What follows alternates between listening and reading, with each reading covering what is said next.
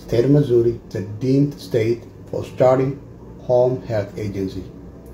There are 3 types of home care services that you can offer in the state of Missouri. Number 1 is home health, which is a skilled care services.